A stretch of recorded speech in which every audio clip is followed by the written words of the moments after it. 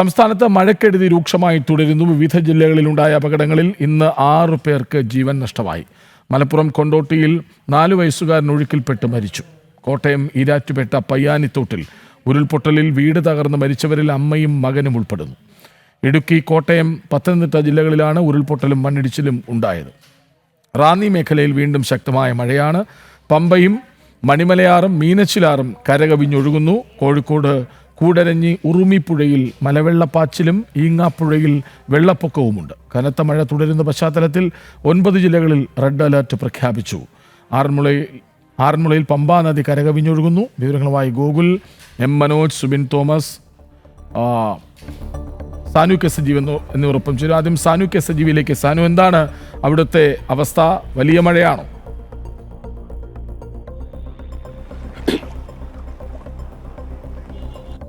കൃഷ്ണരാജ്, എന്തായാലും വലിയ മഴയാണ് തൃശ്ശൂരിൽ ഇന്നലെ വൈകിട്ട് തൊട്ട് അനുഭവപ്പെട്ടുകൊണ്ടിരിക്കുന്നത്. എനിക്ക് പിന്നിൽ കാണുന്നത് തൃശ്ശൂർ നഗരമധ്യത്തിലെ പ്രധാനപ്പെട്ട റോഡാണ്. തൃശ്ശൂർ റൗണ്ടിൽ പോകുന്ന, ശക്തനിലേക്ക് പോകുന്ന പ്രധാനപ്പെട്ട റോഡാണ് ഈ വിധം ഇങ്ങനെ മുങ്ങി കിടക്കുന്നത്.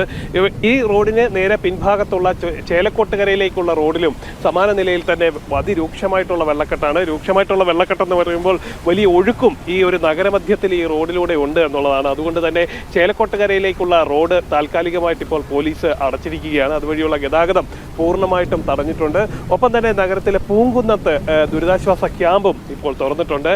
ദുരിതാശ്വാസ ക്യാമ്പിലേക്ക്, അവിടെ വീടുകളിലേക്ക് അടക്കം ഇപ്പോൾ വെള്ളം കയറിക്കൊണ്ടിരിക്കുകയാണ്. ആ ഒരു ഭാഗത്തുള്ള ആളുകളെയൊക്കെ സുരക്ഷിത സ്ഥാനങ്ങളിലേക്ക് മാറ്റിപ്പാർപ്പിക്കുന്നതിന് വേണ്ടിയിട്ടാണ് ഈ പൂങ്കുന്നത്ത് ഇപ്പോൾ ദുരിതാശ്വാസ ക്യാമ്പ് തുറന്നിട്ടുള്ളത്. ഒപ്പം തന്നെ ഗുരുവായൂർ, അതേപോലെ തന്നെ ചാവക്കാട് അടക്കമുള്ള പ്രദേശങ്ങളിലും വലിയ വെള്ളക്കെട്ട് ഇപ്പോൾ അനുഭവപ്പെടുന്നുണ്ട്. ഗുരുവായൂർ ക്ഷേത്രത്തിലേക്ക് വരുന്ന ഭാഗങ്ങളിലെ ക്ഷേത്രത്തിൻ്റെ വരുന്നതും പോകുന്നതുമായിട്ടുള്ള റോഡുകളിലെല്ലാം വലിയ വെള്ളക്കെട്ടാണുള്ളത്. ഞാനിപ്പോൾ നിൽക്കുന്ന ഈ ശക്തൻ സ്റ്റാൻഡിലേക്ക് പോകുന്നതിൻ്റെ ഒരു പ്രധാന റോഡാണ്. ആ റോഡിൻ്റെ ഈ വലത് ഭാഗത്ത് കാണുന്ന പ്രദേശമെല്ലാം, ആ വീടുകളിലെല്ലാം, ഫ്ലാറ്റുകളിലെല്ലാം നിലവിൽ ഇപ്പോൾ വെള്ളം കയറിയിട്ടുണ്ട്. നമുക്ക് ഒരുപക്ഷെ ദൃശ്യങ്ങളിൽ കാണാൻ സാധിക്കും. ആ വീടുകളിലൊക്കെ, വീടിൻ്റെ അടിയിലെ നിലയിലൊക്കെ വെള്ളം കയറിയ നിലയിലാണ്.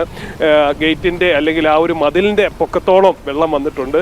ആ ദൃശ്യങ്ങൾ നമുക്കിപ്പോൾ കാണാൻ സാധിക്കുമെന്ന് കരുതുന്നു. അങ്ങനെ വലിയ ദുരിതത്തിലേക്കാണ് പോയിക്കൊണ്ടിരിക്കുന്നത്. തൃശ്ശൂർ നഗരത്തിൽ സാധാരണഗതിയിൽ ഇത്രയധികം വലിയ വെള്ളക്കെട്ടുകളൊന്നും സാധാരണ ഉണ്ടാകാറില്ല. ആ പതിവിൽ നിന്നും വിഭിന്നമായിക്കൊണ്ട് വലിയ രീതിയിൽ വെള്ളക്കെട്ടുണ്ടാകുന്നു. പ്രധാനപ്പെട്ട റോഡുകൾ അടക്കം വെള്ളത്തിൽ മുങ്ങുന്നു. വീടുകളിലേക്ക് വെള്ളം കയറുന്ന ഒരു സാഹചര്യം ഉണ്ടാകുന്നു. സാധാരണ നിലയിൽ തൃശ്ശൂരിൻ്റെ താഴ്ന്ന പ്രദേശങ്ങളായിട്ടുള്ള കോൾനിലങ്ങളൊക്കെയുള്ള പ്രദേശങ്ങളിലാണ് ആദ്യഘട്ടത്തിൽ വെള്ളക്കെട്ട് ഉണ്ടാകുന്നെങ്കിൽ അതിൽ നിന്നെല്ലാം മാറിക്കൊണ്ടാണ് ഇപ്പോൾ ഈ നഗരമധ്യത്തിലേക്ക് കൂടി വെള്ളക്കെട്ട് വന്നിട്ടുള്ളത്. നമുക്ക് ദൃശ്യങ്ങളിൽ കാണാം. ഒരു പ്രധാനപ്പെട്ട ഒരു റോഡാണ്.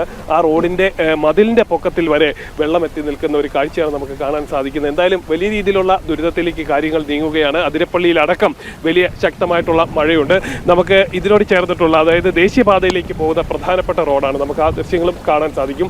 ആ റോഡിലേക്കും, ആ ദേശീയപാതയിലേക്കുള്ള പ്രധാനപ്പെട്ട റോഡിലേക്ക് കൂടി വെള്ളം നീങ്ങുന്നു, വെള്ളം എത്തുന്നു എന്നുള്ളതാണ്. അതിൻ്റെ ഭാഗങ്ങളിലുള്ള കൈവഴിയായിട്ടുള്ള റോഡുകളെല്ലാം നിലവിലിപ്പോൾ താൽക്കാലികമായിട്ട് പോലീസ് അടച്ചിട്ടുണ്ട്. കാരണം വലിയ വെള്ളമുണ്ട് അവിടെ.